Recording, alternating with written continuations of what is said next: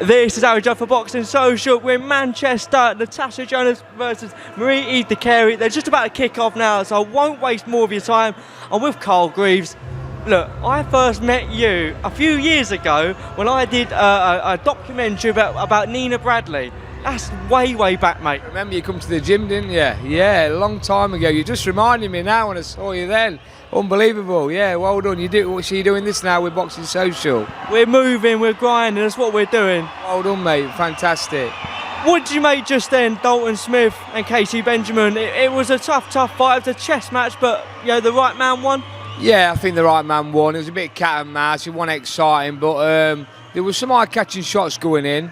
Obviously, you've got to be a bit of a boxing purist to enjoy them sort of fights. But yeah, listen, he got the job done. It was a tricky fight, a bit of a banana skin for Dalton, but yeah, he got the job done and he moves on now. But like you say, it wasn't an exciting fight. It wasn't a great fight for the crowd, but he's done and dusted now. He moves on.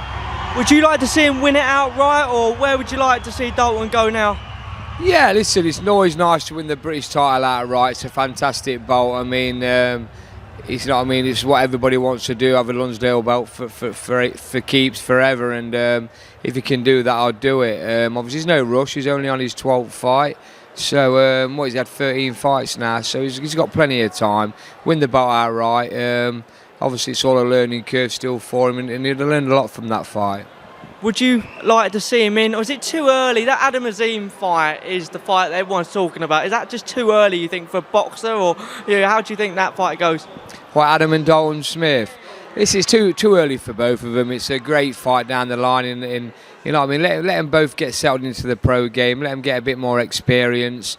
Like I say, Dalton's only had 13 fights. Avanesyan's only had 5 fights. It's way too early. I think at this moment in time, Dalton's a bit ahead of him with his experience, and he had a great amateur career as well. Dalton did. So I think obviously, although Avanesyan's doing very well and looking fantastic and blitzing opponents away, he's still got a lot of learning to do.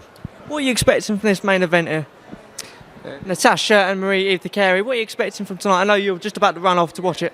I've not really looked deep into it, to be honest. I mean, I think the female, that what's her name? I don't even know her name. Natasha's fine. What's her name again? Marie-Eve Carey. Yeah. Going to be a tough test, this one. Yeah, she's a lot bigger than Natasha, isn't she? I think that's what they was worried about. I mean, obviously Natasha really is probably a light welter or welterweight at most. So she's obviously come up to this weight, and she had a chance to win a world title and she took it. So now she's defending it and trying to unify again. So she's doing fantastic, but I think I was a little bit worried about her size, but I expect Tasha to win this. You're obviously front row seat next to the ring. Probably a few seats either side of you is Liam Smith. Now, rumours that the Eubank Junior fight is happening. First of all, what do you make of that fight? It's the fight that Liam Smith wants. That's why he's here, perhaps. It's a great fight. I mean, it's going to happen. I think it's going to happen in January. That's what I've been told, but we'll see. Yeah, it's a good fight for both of them, Eubank and Liam Smith. It's what everybody wants to see, and I fancy Liam Smith to win that one. I mean, he's got a lot more experience, and he's a good fighter. They're both good fighters, and I'm looking forward to it. I mean, it's one that everybody's talking about, and I think it's the right fight to make for both of them at this stage of their careers.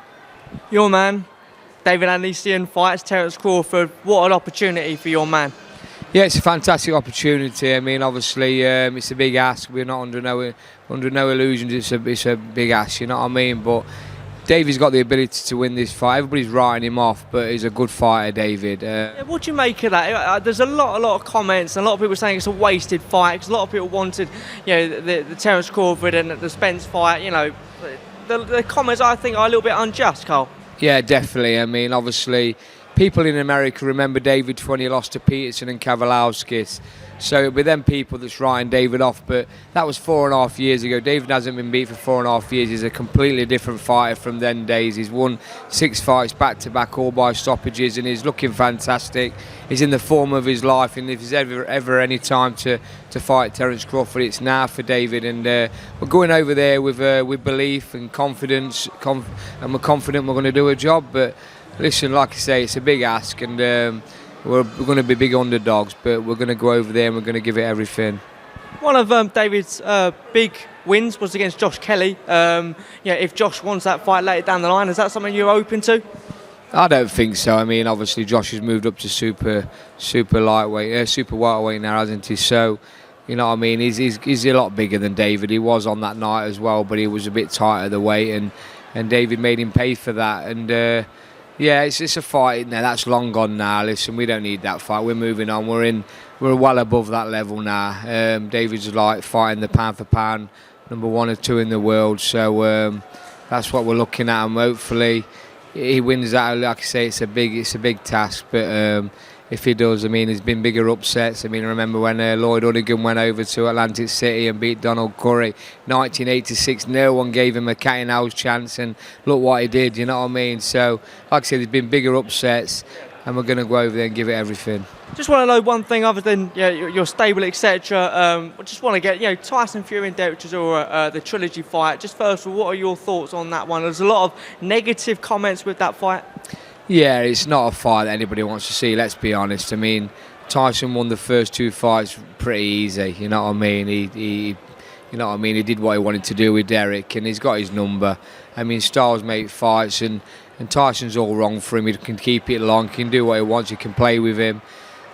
I mean, obviously, Chisora will come and give it everything, he like he always does, but he's just that 1 step, 2 steps behind Tyson Fury, and I don't think it's selling very well as well. So I mean, that proves that nobody's really interested in the fight. But listen, you got to give Chisora credit because he's going in there again with one of the best. So fair play to him.